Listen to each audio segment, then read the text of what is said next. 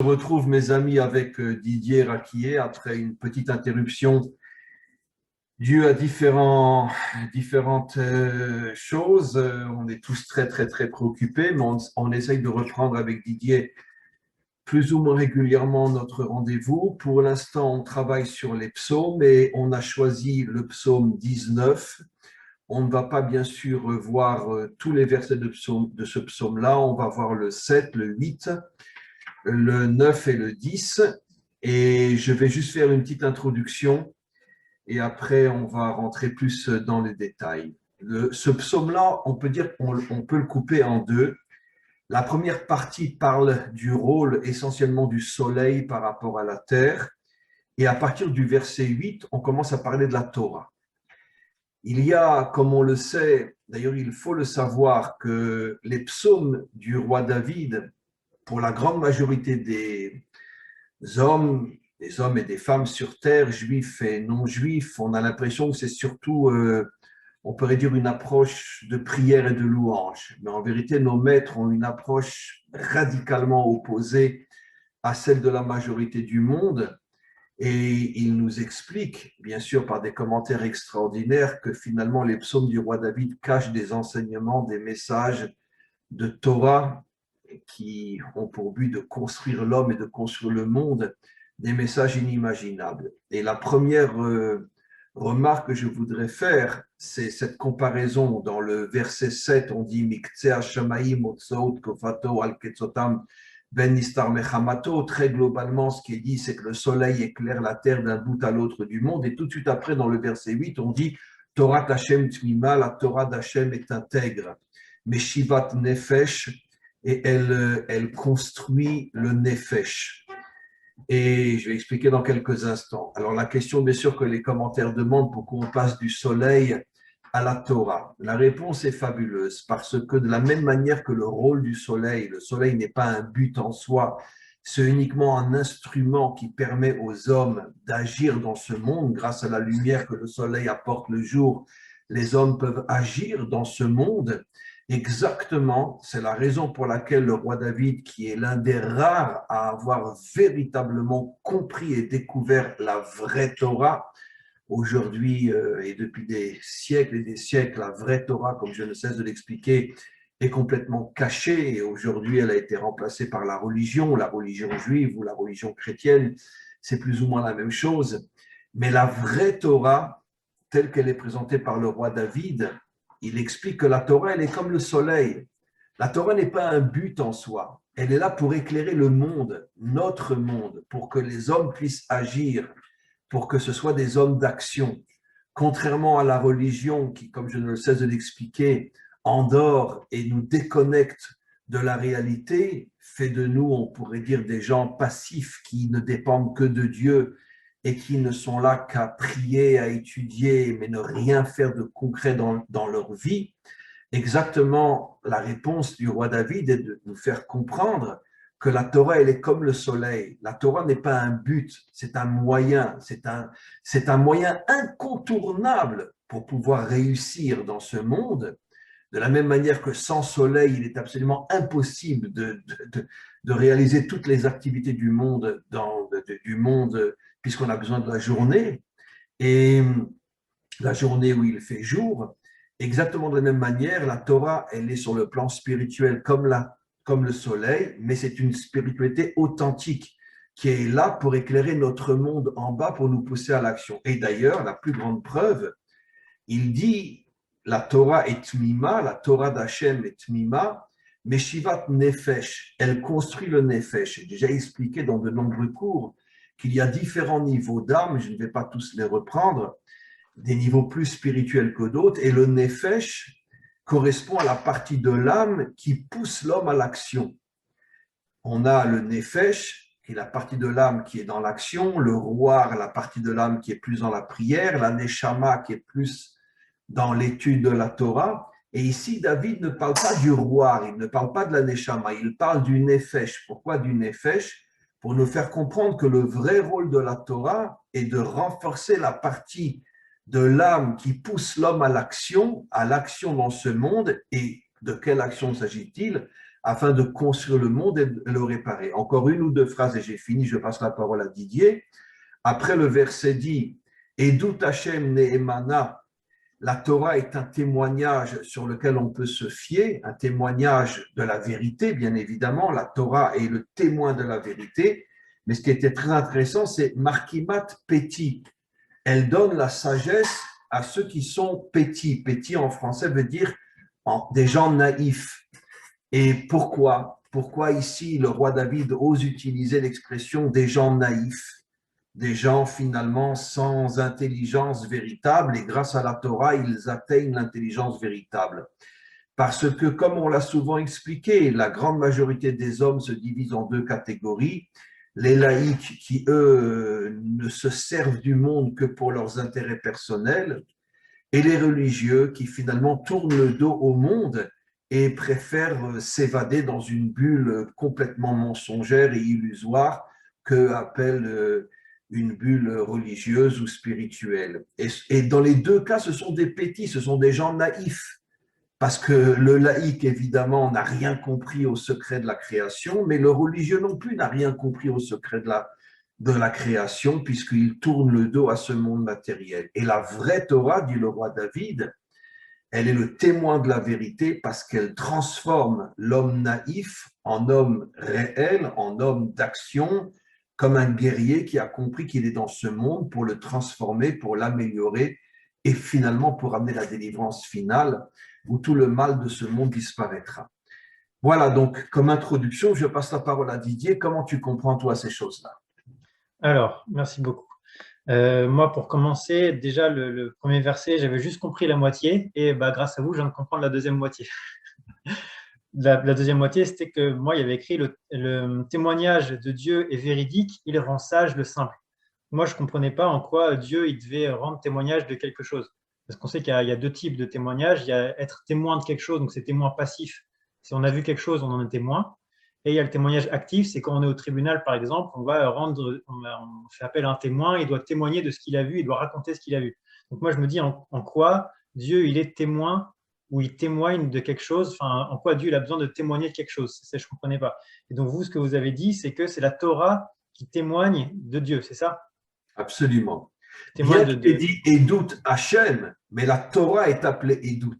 C'est ça. Témoignage de Dieu, comment Dieu témoigne, il témoigne grâce à la Torah, mais encore une fois, à une Torah authentique qui est là pour éclairer l'homme qui est dans ce monde de manière à le pousser à l'action. Ça, c'est le témoignage authentique de Dieu. D'accord, ok. Et donc voilà, donc ça c'est pour la deuxième partie. La première partie, ce que moi, bon, ça va être je suis complètement en accord avec ce que vous avez dit et je vais juste, on va dire, rajouter et faire des petites décorations par-dessus, mais vous avez déjà dit l'essentiel. La Torah de Dieu, moi, ils disent que la Torah de Dieu est parfaite. Temima, ils traduisent par parfaite, et moi, ça me va bien comme traduction, parce que vous allez me dire si c'est juste ce que je dis. Temima, la racine, c'est Tam, comme on avait déjà vu dans le psaume 15. Tam, ça s'écrit Tav et Mem. C'est Torah et Malchut, c'est-à-dire Tiferet et Malchut, pardon. Tiferet, c'est le ciel, et Malchut, c'est la terre. Donc, dans la Torah Non, elle-même, Tiferet, c'est le soleil et Malchut, c'est l'action de l'homme dans ce monde. c'est ça. Moi, j'ai dit ça symboliquement avec le ciel et la terre, effectivement. Absolument, mais c'est tout à fait juste. Voilà. Et donc, du coup, la Torah en elle-même porte ces deux notions-là.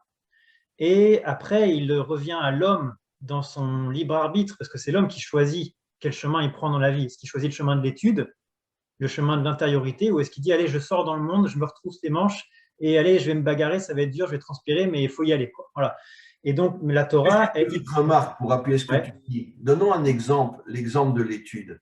Un homme fait des études pour devenir médecin. Il étudie pendant 8 ou 10 ans, mais après, il rentre concrètement dans l'action. Il ne reste pas dans l'étude. Et d'ailleurs, Le ouais. grand malheur au niveau des religions, y compris malheureusement la nôtre, qui n'a rien à voir avec la Torah, c'est que finalement, un homme va étudier toute sa vie, mais ne va jamais réaliser son étude. Bon, il ne Ouais. va pas comprendre que l'étude, comme un médecin ou comme un avocat, est là pour l'aider après à rentrer dans l'action grâce à l'étude.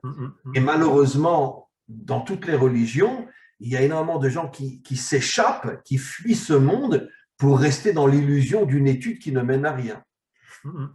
Et c'est vrai, votre exemple est incroyablement juste. C'est parce que les gens qui font médecine, qui font 10 ans de médecine, ils ont des stages pendant ces 10 ans. Ils font pas que aller à la fac, ils ont des stages pratiques. Ils sont sur le terrain, à l'hôpital, un peu partout où ils voient des patients, où ils font des picousses, ils font des soignements, ils font tout ça. Donc, ils sont confrontés au terrain pendant leurs études. Donc, l'étude en elle-même est équilibrée parce qu'il y a études et sur le terrain en même temps. Absolument. Et bah, c'est un peu comme les enfants à l'éducation. Quand on éduque les enfants, on ne les garde pas à la maison pendant 18 ans et après ils sortent dehors. Ils vont à l'école, ou même si l'école, imaginons, elle n'existe pas, bah, c'est dans la nature, avec les autres enfants, dans le village, je ne sais où, mais ils sortent, ils sont en contact de la vie et des autres. Et donc l'éducation des parents, c'est pas juste intellectuel à la maison, reste enfermé chez nous, préservé du mal de dehors. Et quand tu auras 18 ans, tu seras prêt, là on t'envoie dehors. Quelle horreur ce serait pour le gamin s'il y a 18 ans seulement, il sort dehors, quoi. Et donc, bon, je ne vais pas critiquer le système des yeshivot, mais on va dire que ce serait mieux si c'était un peu plus équilibré, où les gens sortaient, allez, oui, ok, ils ne travaillent pas toute la semaine, mais allez, donne-moi 2 jours de travail dans la semaine, 3 jours de travail et 3 jours de Torah. Voilà. Et comme ça, c'est équilibré. Pendant 3 jours, il étudie, après 3 jours, il est sur le terrain et il peut vérifier un peu comment ça se passe, son étude. Bon, c'est vrai que si il Juste travaille pour, pendant 6… Ouais, juste pour rajouter que c'est une chose qui est très peu connue dans le monde, évidemment, et même ici en Israël, parce que les médias n'en parlent pas, mais il y a en ce moment, on pourrait dire depuis une dizaine d'années, une véritable révolution qui va dans le sens de la vraie Torah ici en Israël. La nouvelle génération, entre parenthèses, orthodoxe, s'engage de plus en plus à l'armée, après fait des études et s'engage dans la réalité. Ça veut dire que jusqu'à il y a à peu tout à près fait, une ouais, ouais. dizaine d'années, le monde religieux orthodoxe était complètement déconnecté de la réalité. Et il y a une véritable révolution qui est en train de se créer ici en Israël.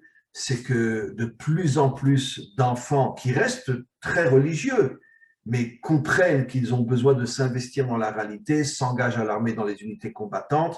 Moi-même, j'ai enseigné à l'armée, donc j'ai enseigné à ce genre d'enfants qui venaient de familles très orthodoxes, mais qui étaient dans des unités d'élite hyper combattantes alors qu'ils avaient la barbe et les péotes, mais vraiment, c'est une chose absolument incroyable ce que j'ai vu.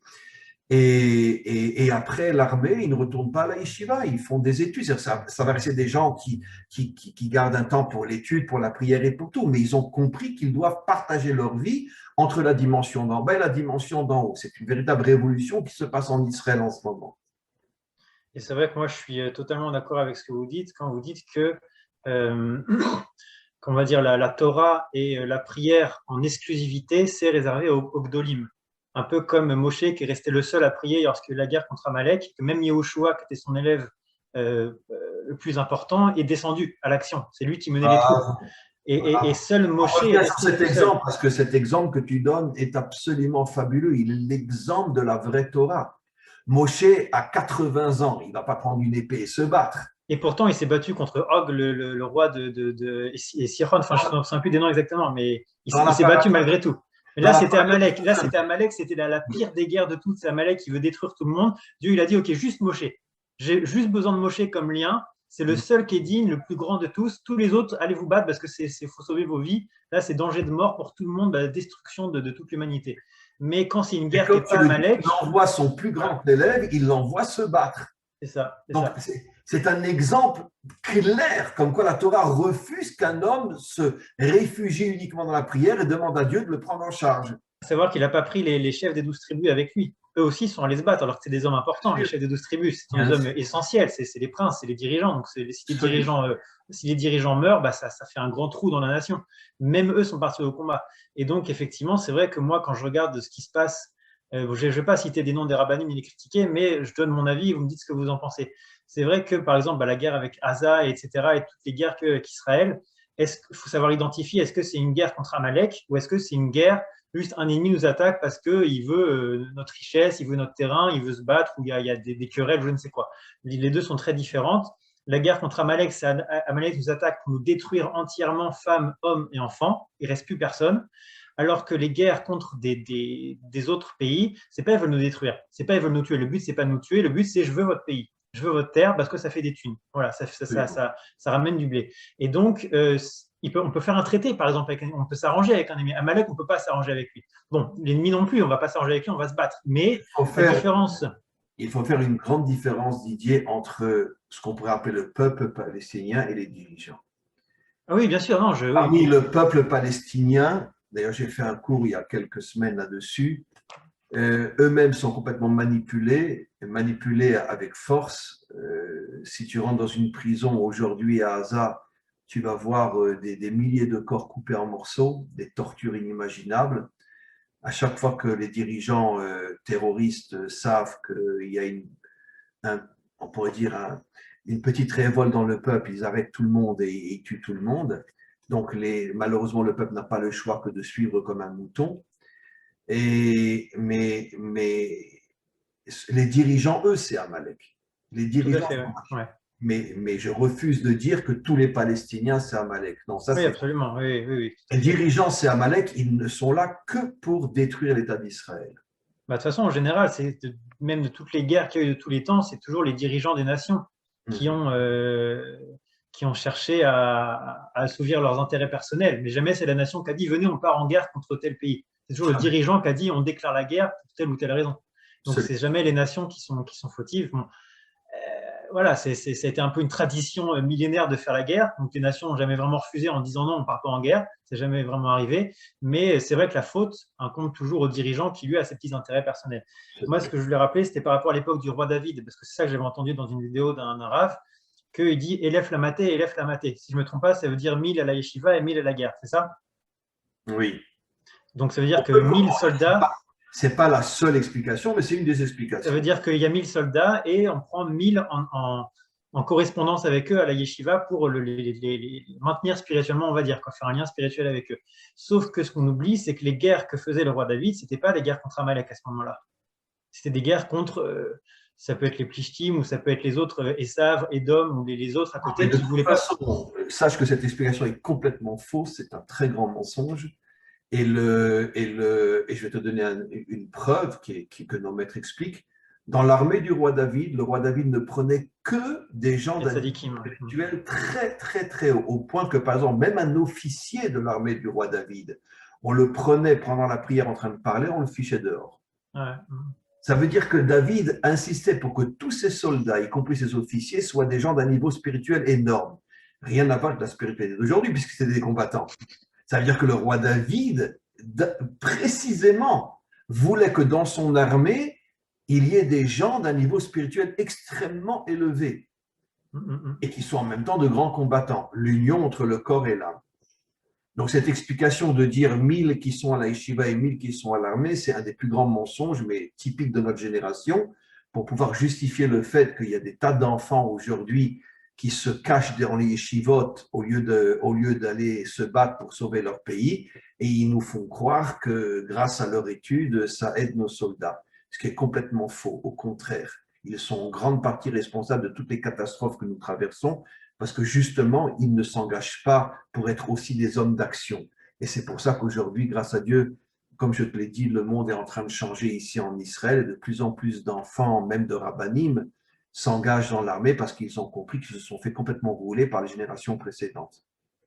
Donc pour vous, alors, il n'y a pas de situation, quel que soit le type de guerre, que ce soit contre Amalek ou contre un pays normal, pour vous, c'est la majorité du pays, la quasi-totalité, Les part en jeunes, guerre. les jeunes, les Oui, jeunes. les jeunes. Mais Les jeunes. évidemment, quelqu'un de 60 ans, et c'est Oui, une. évidemment, pas les vieux, pas les vieux, Voilà, évidemment. lui, Ceux qui peuvent voilà. partir en guerre.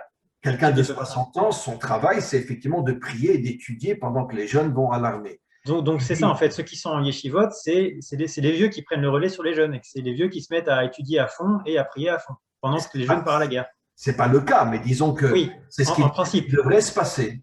Et donc les yeshivot sont vides à ce moment-là, totalement vides. Les rabbinim partent en guerre et les élèves partent en guerre. Absolument. Mais malheureusement, c'est pas comme ça. Pendant Donc, ouais. la guerre avec le Hamas, je lisais un article qui m'a rendu absolument fou, où des jeunes religieux disaient allons prier pour nos soldats. Alors, ça veut dire qu'il a le même âge que le soldat, il dit allons prier pour nos soldats, comme si on a besoin de ta prière. On a besoin de ta mitraillette, pas de ta prière. On a besoin de la prière d'Arav Kanievski, on a besoin de la prière de tous ces gdolim qui, grâce à Dieu, sont dans chaque génération. Eux, on a besoin de leur prière parce que eux, ce sont de vrais tzadikim. Mais un gosse de 22 ans qui dit je vais aller prier pour nos soldats, c'est d'une hypocrisie, d'un mensonge inimaginable. Inimaginable. Bah, merci beaucoup pour votre éclaircissement parce que du coup, cette interprétation-là était fausse de Elef Lamaté, Elef Lamaté. C'est faux, quoi. Absolument, c'est une pure invention de ce rabbin, je ne sais pas qui c'est, qui Ouais. justifiait finalement la désertion totale face à l'action. Et donc, oui, pour en revenir à notre verset du psaume, Tmima, la racine, c'est Tam, Tiferet, Malchut. Donc, la Torah en elle-même, la Torah est équilibrée, la Torah est parfaite. Dieu n'a pas fait une Torah qui est purement céleste où il nous invite dedans à prier, à étudier, à rester enfermé dans une yeshiva. Dans la Torah elle-même, il y a la dimension de la Malchut. De toute façon, il le dit. Il dit pas, venez, je vais vous emmener dans le désert pour recevoir la Torah. Il dit, sortez, vous allez en Israël. Je voulais Il parle juste même pas de la dire Torah. aussi que dans le mot temima, tu remarqueras, regarde, il y a le mi et il y a le ma.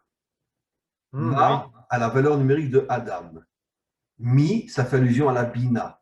Pourquoi? Parce que mi, c'est 40 et 50, les 50 portes de la bina. Tmima, c'est l'union entre la bina et la malchut. Les deux et du nom divin, Yud, He, Vav, E.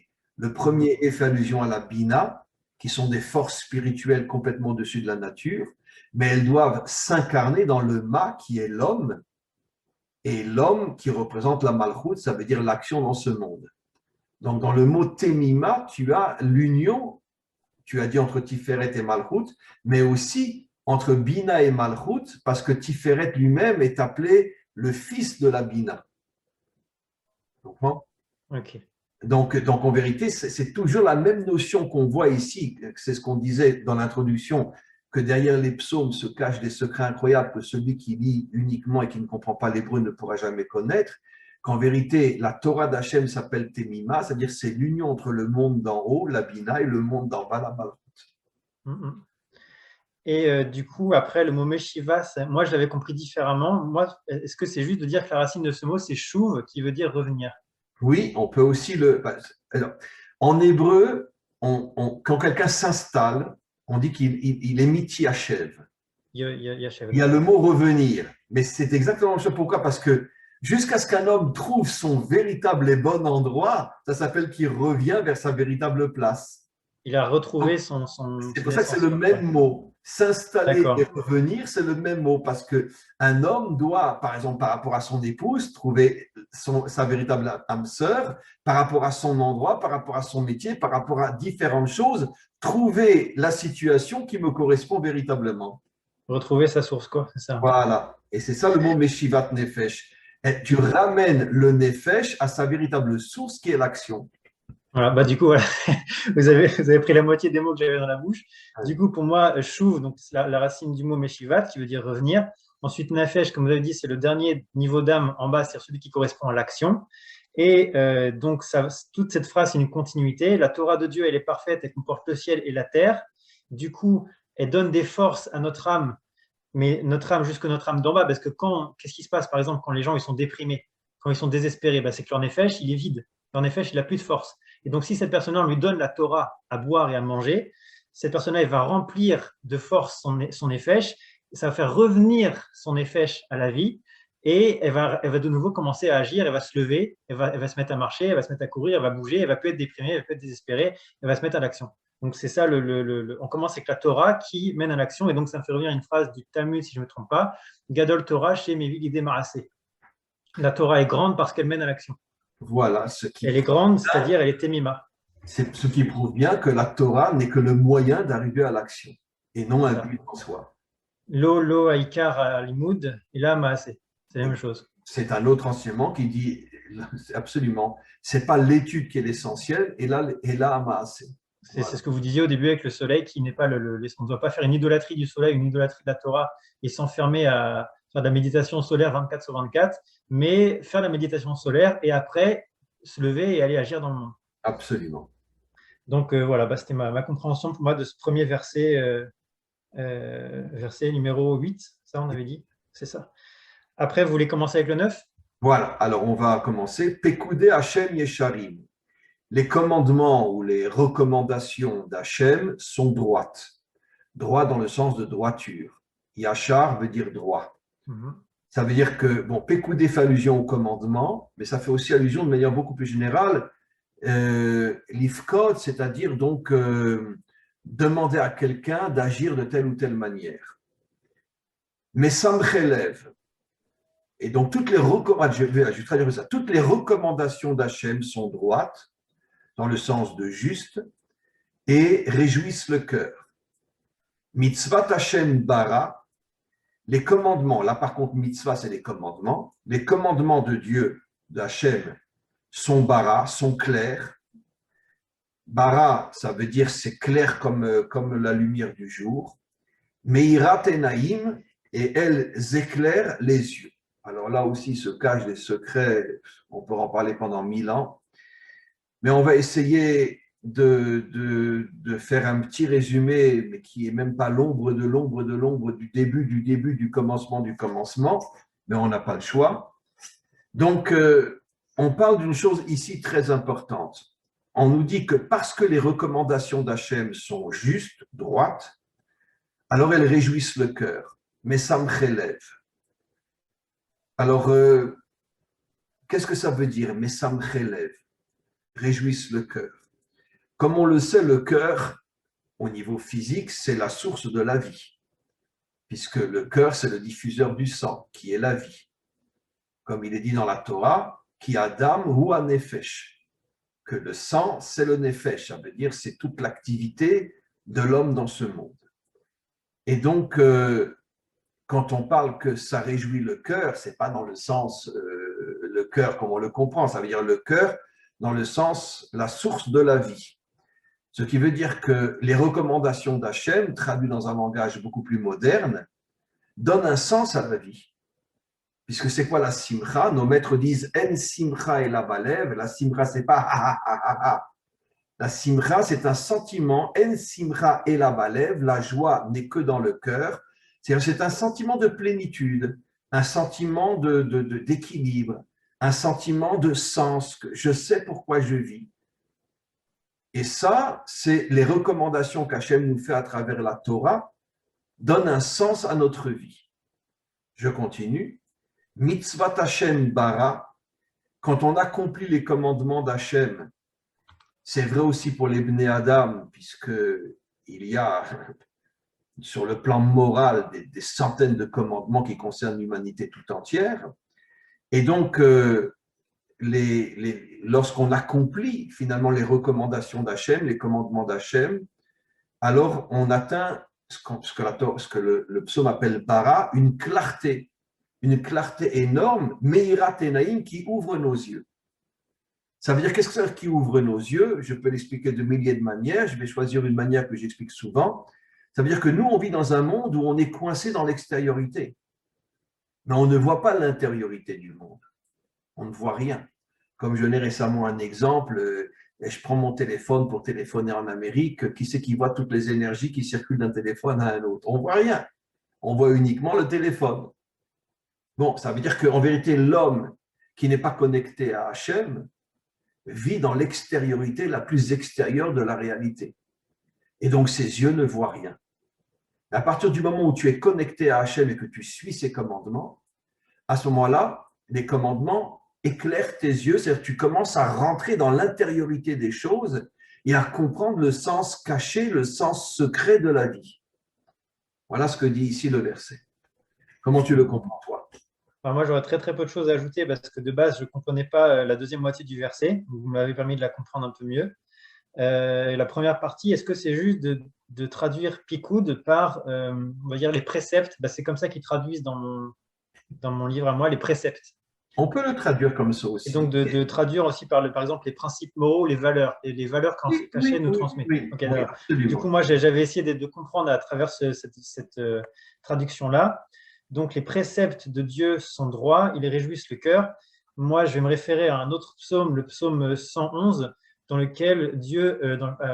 du coup, pourquoi le roi David nous dit-il que les préceptes de Dieu sont droits? Si vous voulez, en fait, quand on est dans ce monde et qu'on ne connaît pas Dieu, qu'on n'a pas la Torah, qu'on n'a pas la sagesse divine, on est un peu perdu parce qu'il y a beaucoup d'obscurité, beaucoup de souffrance, beaucoup de malheurs, de difficultés, d'épreuves. Et très souvent, on peut terminer dans la tristesse justement à cause de ça, parce qu'on ne comprend pas déjà, et parce que ça fait souffrir et qu'à la fin, on n'en peut plus, parce qu'on n'a pas de source pour se régénérer et reprendre des forces. Du coup, le roi David nous dit, quand vous recevez la Torah, quand vous recevez un lien avec Dieu, quand recevez toute une science divine qui vous permet d'entrer en relation avec Dieu et de le connaître, qu'est-ce que vous apprenez? Nous dit le psaume 11, Maaseh Yada ou Emes ou Mishpat. Les actions de Dieu, les actions de ses mains sont Emet, vérité, et Mishpat, justice.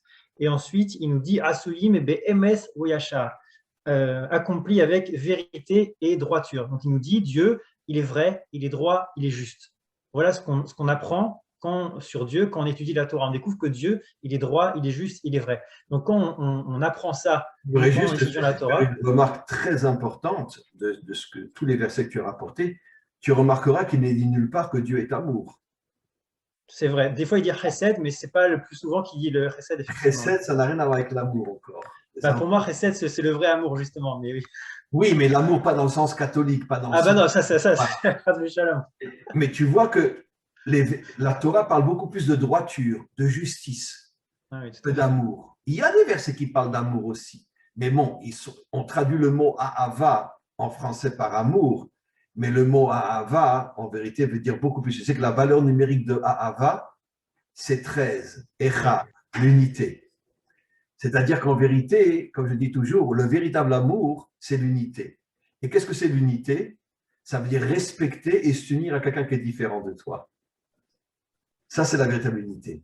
Ça veut dire l'amour, le véritable amour tel que la Torah le conçoit, c'est malheureusement traduit en français, on part dans l'amour des chansons, mais c'est en vérité, comment je peux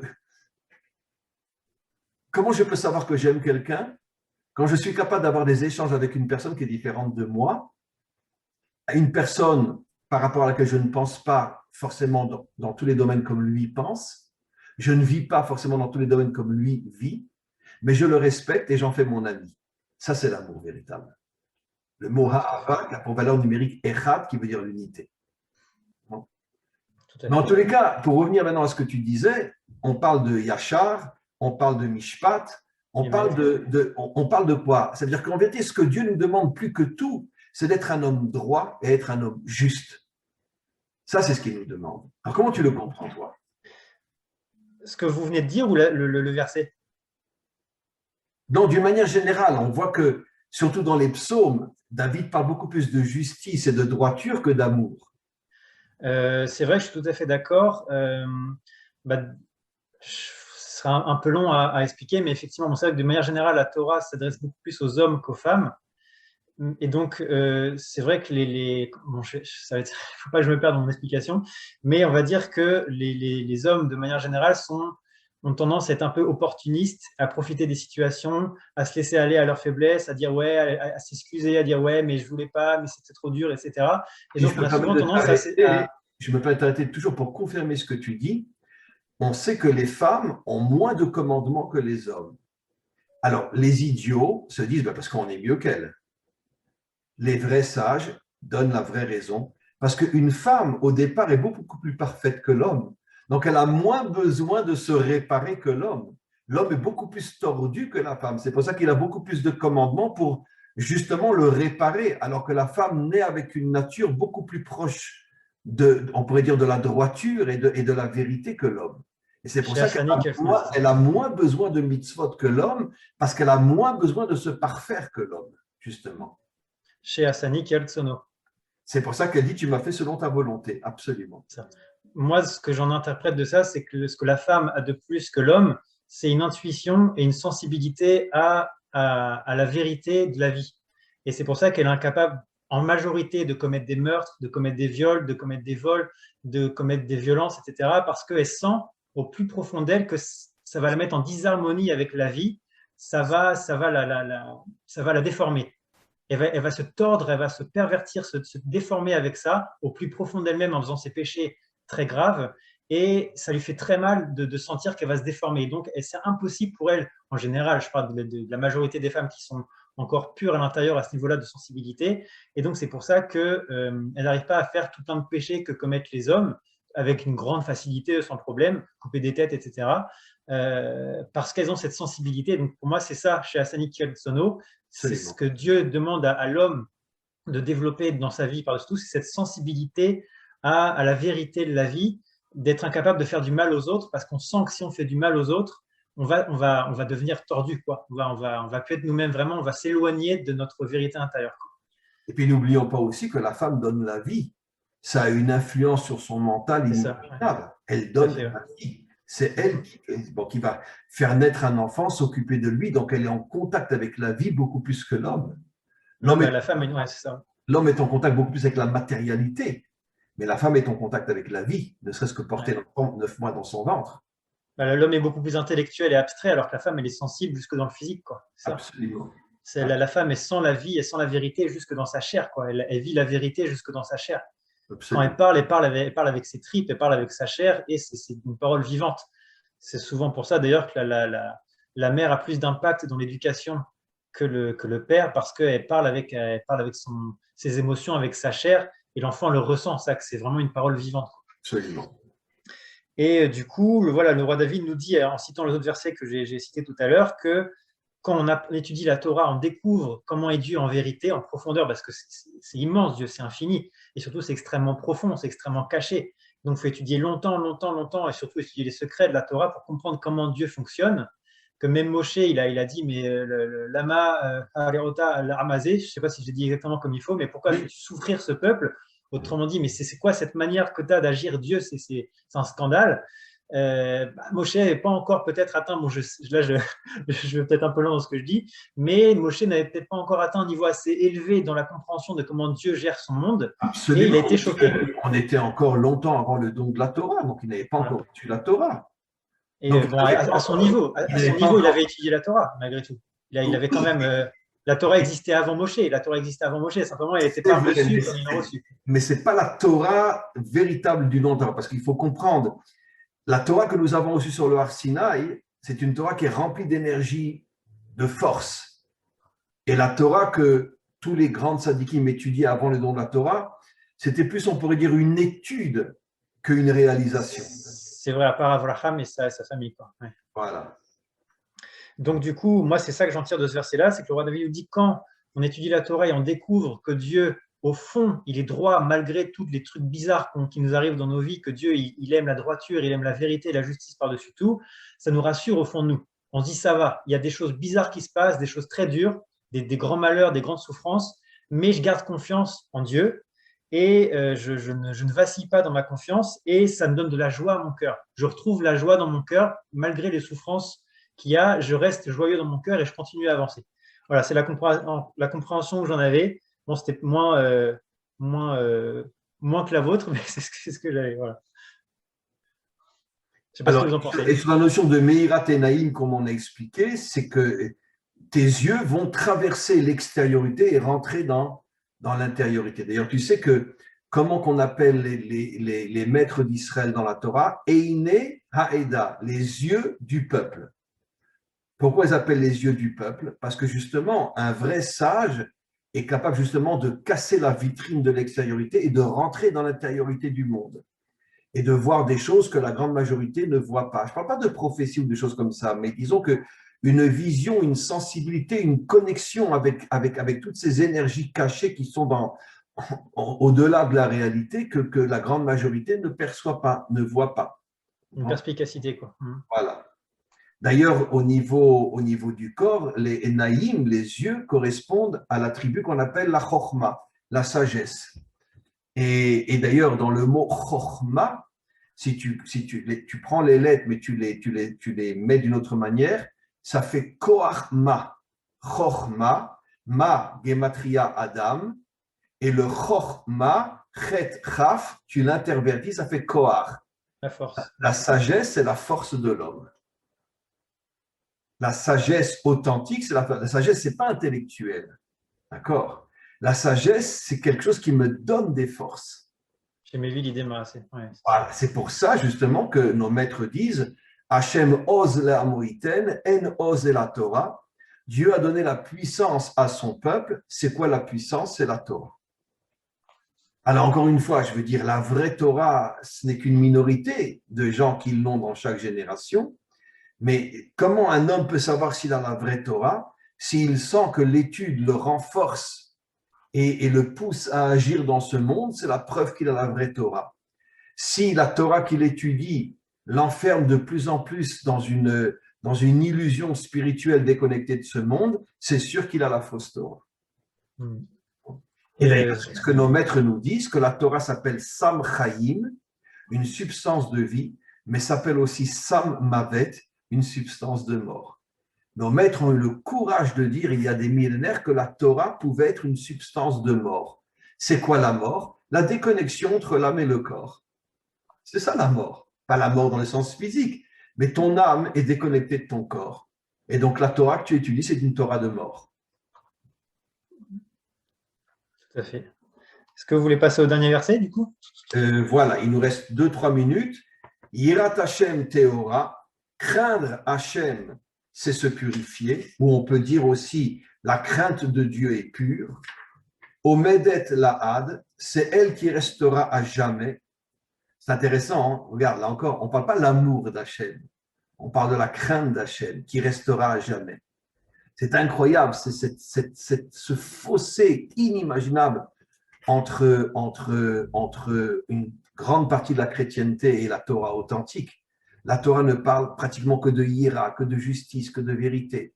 La chrétienté parle constamment d'amour, de grâce. Et donc, la crainte d'Hachem est pure, elle restera à jamais. Mishpete Hachem Emet, les jugements d'Hachem sont vrais.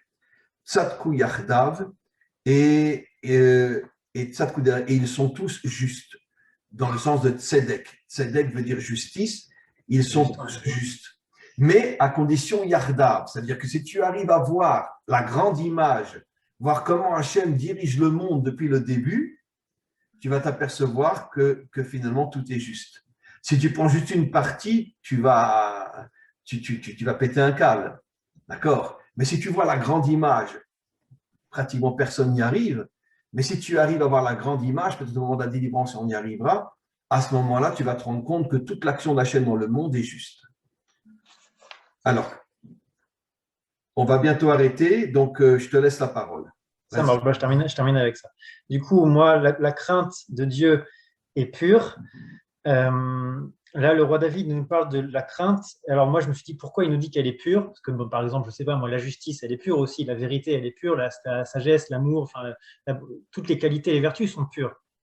Et donc, pourquoi il nous dit la crainte de Dieu, elle est pure? Pour moi, ce que je comprends là-dedans, c'est qu'il nous dit quand on travaille sur nous avec la crainte de Dieu, donc c'est-à-dire, c'est quoi la crainte de Dieu? C'est avoir conscience que Dieu nous dépasse à l'infini, qu'on a été créé par un être qui nous dépasse à l'infini, qu'on ne peut absolument pas comprendre, et qui en même temps dirige ce monde. C'est incroyable. Dans les moindres détails. Excuse-moi de te couper la parole parce que à chaque fois je veux renforcer ce que tu dis. Encore une fois, la différence entre le christianisme et la vraie Torah, puisque dans le christianisme, Dieu est devenu un homme. Ça veut dire qu'il sait en vérité, d'une certaine manière, il a quitté son infini pour rentrer dans des limites. Et c'est pour ça que c'est devenu la religion de l'amour. Alors que la Torah, c'est tout le contraire. Dieu est infini et c'est pour ça que la seule connexion réelle, authentique qu'on a avec lui, c'est la crainte. C'est cette prise de conscience qu'il nous dépasse complètement. Continue. Alors du coup, moi, ce que je dis, voilà, le roi David enfin, voilà, donc j'avais décrit ce que c'est la crainte. Le roi David nous dit ensuite que la crainte est pure. Donc, qu'est-ce que ça signifie? C'est pas que la crainte est pure, c'est qu'elle est purificatrice. Donc, là, je rejoins effectivement ce que vous avez dit. C'est-à-dire que la crainte, on peut dire, c'est comme un diamant, un cristal. Et on sait tous, peut-être on s'est tous un peu amusé un jour dans notre vie à porter un cristal autour du cou. On se sent incroyablement bien avec une pierre d'une telle pureté sur nous. Et on a presque l'impression d'être pur, parce que ça émane quelque chose de très pur. Donc, le roi David nous dit la crainte de Dieu, la yira, elle est pure. Et donc, si tu la pratiques, si tu la vis tous les jours, bah, ça va te purifier. Ça va te nettoyer, ça va te garder hors d'atteinte de la corruption, de toutes les choses qui vont nous déformer et nous déformer intérieurement. Et du coup, ensuite, qu'est-ce qui continue? C'est quoi le mot qui suit ensuite? Omedet lahad. Omedet, la racine de ce mot, c'est amoud. Amoud, c'est une colonne, c'est un pilier. On est d'accord, c'est ça? Quelque chose qui se tient droit et qui est le fondement stable d'un édifice. Et donc, il nous dit, à partir du moment où tu travailles sur ta crainte, c'est le fondement de la vie pour se garder pur. À partir du moment où tu es pur, tu es incorruptible. La corruption ne peut pas t'atteindre. Le vice, voilà, c'est le mot cherché. Le vice ne peut pas t'atteindre grâce à la crainte de Dieu qui va te garder toujours Parce que c'est ça, on a conscience que Dieu nous crée et Dieu gère le monde. Comment on peut fauter et devenir vicieux si on a constamment conscience que Dieu est là, Dieu nous voit, Dieu nous sent, Dieu nous vit, il est en nous. Dieu, il n'est pas quelque part là-haut perché sur une tour d'ivoire, il est dans chaque atome de la création, bon, pas lui-même dans son essence, mais il y a une partie de lui, on pourrait dire, un peu comme notre sang irrigue notre corps tout entier, le sang divin pénètre toute la création et Dieu, sa pensée est présente et sa conscience est présente dans toute la création. Quand on a conscience de ça, on ne peut pas fauter, on ne peut pas devenir vicié parce qu'on sent qu'on va aller à l'encontre directe de Dieu. Donc on reste pur. Ensuite, le roi David nous dit Omedet. Juste Oui, pour confirmer, la différence entre le Dieu d'amour et le Dieu de la crainte, c'est que si je conçois ma relation avec Dieu fondée sur l'amour, ça ne m'empêchera pas de fauter. Parce qu'il me pardonnera, il m'aime. c'est ça. Si c'est sur la crainte, à ce moment-là, il peut me punir. Oui, c'est ça. C'est ça ce qui va me retenir de fauter. C'est ça. C'est-à-dire qu'en vérité, le Dieu d'amour, c'est le Dieu de la faute. Alors que le Dieu de la crainte, c'est le Dieu de la pureté. C'est ça. Le Dieu qui nous amène, qui nous dirige vers le perfectionnement illimité. Absolument. Et du coup, ensuite, il nous dit, une fois que tu as préservé ton diamant de Yir'a, ton diamant de pureté en toi, tu restes pur. Tu arrives ensuite au mot suivant qui est Omedet, qui veut dire une colonne, un pilier. Donc, tu vas acquérir une stabilité. Ça veut dire que malgré les épreuves qu'il y aura dans la vie, ça pourra t'ébranler un peu, un tremblement de terre, ça va te secouer un peu, mais tu vas rester droit, tu vas tenir. Ensuite, la had, ça veut dire pour l'éternité. C'est-à-dire que même si des fois, bon, comme on dit Shiva, Yipol, Tzadik, Wekam, cette fois le juste tombe et se relève. Le juste, c'est ça, c'est le pilier. Les justes sont les piliers du monde. Tzadik, Yesod, Olam. Et donc, du coup, on va devenir un pilier, on va devenir stable, mais les épreuves arriveront toujours dans la vie. On est des êtres humains et Dieu nous donnera toujours des épreuves pour nous pousser à monter toujours plus haut. Même des fois, des épreuves exprès plus fortes que nous pour nous balayer et on tombe par terre, pour qu'on se relève, parce qu'on acquiert encore plus de force quand on se relève, on va chercher encore plus profondément, mais le roi David nous dit la had pour l'éternité, c'est-à-dire que grâce à la crainte, tu ne t'effondreras totalement jamais. Tu peux tomber, mais tu vas te relever. Tu vas peut-être encore retomber, mais tu vas te relever toujours. Donc on acquiert à la fois une stabilité, donc on est plus costaud que les autres en général, on tombe moins facilement, on plie un genou, mais on se relève, et si jamais on tombe, on se relève parce qu'on a la garantie d'être éternel comme le peuple d'Israël qui s'est cassé la figure 10 millions de fois, il est toujours là. Il est toujours là, le peuple d'Israël. Et même les Juifs, je veux dire, ils sont tous tombés des millions de fois, mais il y a toujours, il y a toujours des Juifs qui sont là pour préserver l'essence juive et garder cette éternité d'Israël, pas juste dans le peuple de manière claire, générale, mais aussi en tant qu'individu. Comme vous, par exemple, on a toujours des exemples de vrais juifs qui peuvent nous dire voilà, c'est quoi l'être juif, l'identité juive et la mission du juif. Ensuite, Mishpete, Adonai, Emes, voilà, c'est ce que vous avez dit, les jugements de Dieu sont vérité. C'est-à-dire que Dieu, quand il nous juge, que ce soit dans la vie ou après la mort, dans le jugement final, ce qu'il veut, en fin de compte, c'est la vérité. Il va nous amener à la vérité. Il va nous amener. Ce n'est pas un jugement pour punir et faire du mal. C'est ça. Je ne te mets pas en prison. Mon but est de te juger pour t'amener à prendre conscience de la vérité. Ça, c'est le jugement. Et du coup, la vérité, c'est quoi? C'est savoir qui on est vraiment. Donc, il veut nous dévoiler notre essence, nous dire voilà voilà l'image de toi que j'avais dans ma tête quand je t'ai créé. Voilà le but infini, illimité, éternel que j'ai pour toi. Donc, je te juge pour te dire voilà, regarde où tu en es par rapport à l'essence divine que j'ai mis en toi. Voilà où tu en es. Ensuite, Tzadku Yarda, là, c'était exactement ce que j'avais pensé. Donc, je suis constant, c'est les mêmes mots que vous aviez dit. C'est-à-dire que si on regarde effectivement les jugements que Dieu fait, mais juste en regardant une fenêtre dans l'histoire, on va être choqué, on ne va pas comprendre. Par contre, si on regarde tous les jugements depuis le début, la grande image, tous ensemble, on verra que Dieu, il n'y a aucun jugement qui est incohérent par rapport à un autre. Tous sont cohérents les uns avec les autres. Il n'y a pas une fois on pourra dire « Ah, pourquoi là, tu as fait ça comme ça et là, pourquoi là, tu as fait ça comme ça ?» Il n'y a pas de cohérence entre les deux. Non, non, justement, si on examine avec une grande précision, une grande sagesse, on pourrait dire, les jugements que Dieu a fait depuis le début de l'histoire, on verra que jamais Dieu s'est contredit, jamais Dieu est allé à l'encontre de ses propres valeurs. Toujours, il est resté fidèle à lui-même. Ces jugements sont justes, tous ensemble. Voilà. Écoute, Didier, je voudrais conclure cet échange entre nous. On le reprendra bientôt, bien sûr. Et je voudrais juste que tu te bouches les oreilles, parce que je voudrais dire quelque chose que je n'aurais pas pu entendre. Je voudrais dire à tous ceux qui écouteront ce cours que Didier Raquier est un Ben Adam. Et je pense que vous vous rendez compte cette extraordinaire connaissance et compréhension que Didier a de la Torah. Et je voudrais dire, et là je demande vraiment de te boucher les oreilles, que je vois vraiment Didier comme étant vraiment, d'une certaine manière, la lumière on pourrait dire, du retour des nations à la vérité. Pour moi, il est vraiment, on pourrait dire, vraiment une étincelle de lumière et de vérité inimaginable. Et, et c'est bien la preuve qu'on approche de la délivrance finale. Pour qu'il y ait de tels réveils au milieu des nations, pour qu'il y ait un tel attachement à la Torah, une telle capacité de comprendre la Torah. Didier n'a pas étudié dans les yeshivot, il n'a pas étudié auprès de grands maîtres comme moi, par exemple. Pendant de nombreuses années, j'ai eu la chance d'avoir de grands maîtres. Didier s'est construit pratiquement seul. Bon, c'est vrai, il écoute mes cours, etc. Mais quoi qu'il en soit, il est en France, il est loin d'un véritable monde de Torah authentique. Et regardez un petit peu le niveau. C'est inimaginable.